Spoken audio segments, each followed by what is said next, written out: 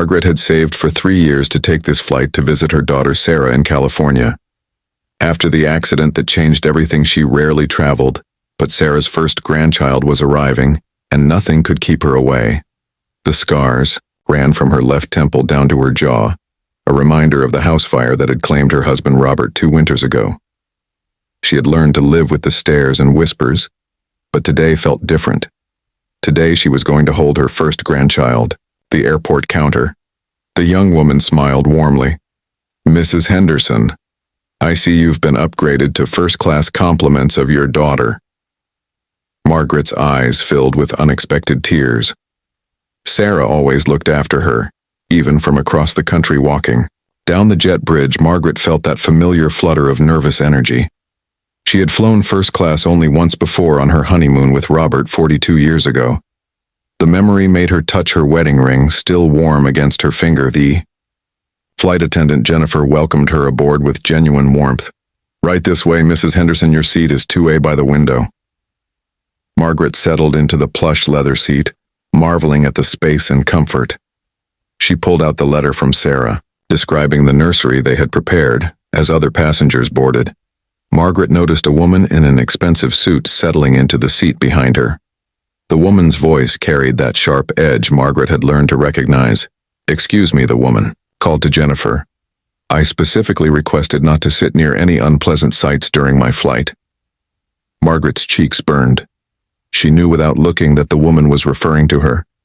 The familiar shame crept up her spine like it had so many times before in grocery stores, restaurants, and church gatherings. She began to gather her things, preparing to move. "I'm sorry, ma'am, but I'm not sure what you're referring to," Jennifer replied with professional courtesy, though Margaret could hear the confusion in her voice. "The woman in front of me." The suited woman continued, her voice growing louder. "Her face, it's quite disturbing. I paid good money for first class and I shouldn't have to look at something like that during my meal service." The cabin fell silent. Margaret felt every eye in first class turn toward her. She fumbled with her purse strap, wishing she could disappear. The old familiar voice in her head whispered the cruel words she had heard too many times before. "Monster hideous. Nightmare, ma'am, I need you to lower your voice," Jennifer said firmly. "All passengers have equal right to their assigned seats regardless of their appearance." Margaret stood slowly, her hands trembling. "It's all right, dear. I can move to the back. I don't mind." She had done this dance before at the movie theater, at her nephew's wedding, at the community center Christmas party. Always easier to retreat than to fight. But as she stepped into the aisle, she felt a gentle hand on her arm. Jennifer's eyes were kind but determined. "Mrs. Henderson, please return to your seat. You belong exactly where you are." The suited woman huffed dramatically. "This is ridiculous. I'm going to speak to the captain about this unacceptable situation. I have rights as a paying customer." "Please do," Jennifer replied calmly. "I'll call him right up." Margaret sank back into her seat, her heart pounding. She closed her eyes and thought of Robert, who used to tell her that her scars were proof of her courage. "You saved 3 neighbor children from that fire, Maggie," he would say. "These marks show the world what a hero looks like." The captain appeared within minutes.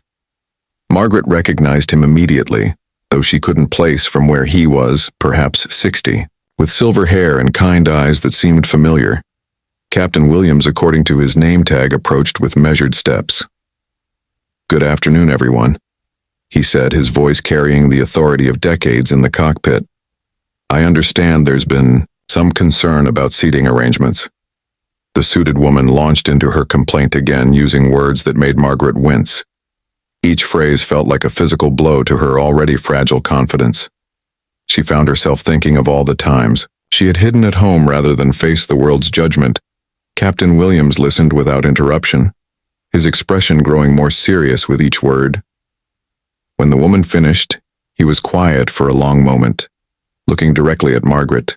"With those familiar eyes, ma'am," he said, finally addressing the complaining passenger. "I've been flying for 38 years and I've learned something important about the people who sit in my cabin. The most beautiful souls often carry the deepest scars." He paused, letting his words settle over the quiet cabin. 22 years ago, I was a young pilot flying medical transport helicopters. We were called to a house fire in a small town outside Denver. 3 children were trapped, and the fire department couldn't reach them. Margaret's breath caught something stirring in her memory. A neighbor woman ran into that burning house not once, but 3 times. She brought out a 6-year-old boy, then his 8-year-old sister, then their baby brother. The roof collapsed just as she emerged with the infant. She was burned badly, but those 3 children lived because of her courage. The captain's voice grew softer, filled with emotion. I flew that woman to the burn center that night. She was unconscious, but I stayed with her while the medics worked. I held her hand and promised her she would be okay. I never forgot her name. Margaret Henderson.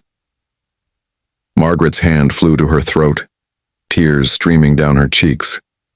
She remembered now the voice in the helicopter, the gentle presence that had somehow reached through her pain, the steady reassurance that she would survive. Mrs. Henderson. Captain Williams continued, You are the bravest person I have ever met. Those scars don't make you less beautiful. They make you extraordinary. They tell the story of a woman who valued other people's lives more than her own safety. The entire first-class cabin was silent. Margaret could hear sniffles from several passengers. The suited woman had shrunk back into her seat, her face flushed with embarrassment. Anyone who has a problem sharing space with a genuine hero is welcome to find another flight, the captain said firmly. But Mrs. Henderson, you are my honored guest today, and I want you to know that this crew and I consider it a privilege to have you aboard. He knelt beside Margaret's seat and spoke quietly. How are Jimmy and Susan and little Michael? They must be grown now. Margaret wiped her eyes. Jimmy is a firefighter in Colorado Springs. Susan teaches kindergarten, and Michael, he's a doctor. He says he became a doctor because an angel saved his life when he was 3 years old. Captain Williams smiled. They remember you then. Good children should know who their heroes are. As he prepared to return to the cockpit, he addressed the cabin once more. Ladies and gentlemen, today you're flying with someone very special. Mrs. Henderson is traveling to meet her first grandchild. That baby is going to be loved by one of the finest women I've ever known. The suited woman spoke up suddenly, her voice small and ashamed. I owe you an apology, ma'am. I was thoughtless and cruel. I'm truly sorry.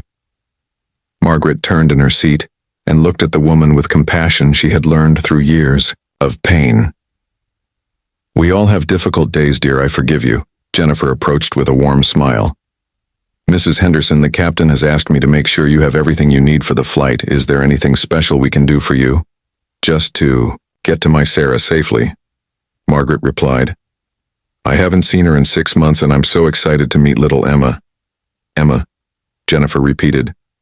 What a beautiful name. Would you like to tell me about your daughter while we prepare for takeoff? As the plane pushed back from the gate, Margaret found herself sharing stories she rarely told anyone about Sarah's childhood, about Robert's patient love, about the long journey of healing after the fire. She spoke of dark nights when she wanted to give up and bright mornings when hope returned. Other passengers began to listen. Some shared their own stories of overcoming hardship. A businessman talked about surviving a car accident that left him with a permanent limp. An elderly woman spoke of raising her grandchildren after their parents died. The flight became something magical, a community of strangers connected by shared humanity. Margaret realized she hadn't felt this peaceful in months. The shame that usually accompanied her everywhere had lifted, replaced by something she had almost forgotten. Pride. During the meal service, Jennifer made sure Margaret had extra attention, and when other passengers asked to move seats, it was to get closer to her, not further away. They wanted to hear more about her life, her wisdom, her perspective on what truly mattered as they began their descent into Los Angeles. Margaret looked out the window at the sprawling city below. Soon she would hold Emma and tell her stories about her grandfather Robert. She would teach her about courage and kindness and the importance of looking beyond the surface. Captain Williams made one final announcement.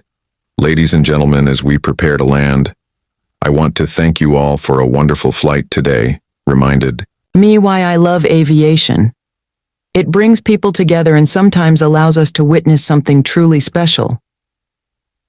When they landed, Margaret was surprised to find several passengers waiting to say goodbye to her. The businessman handed her his business card.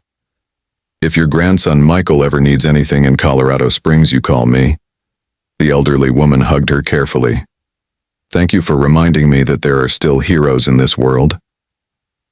The suited woman was last approaching hesitantly. Mrs. Henderson, I've been thinking about what you said about forgiveness. I don't deserve it, but I'm grateful for it.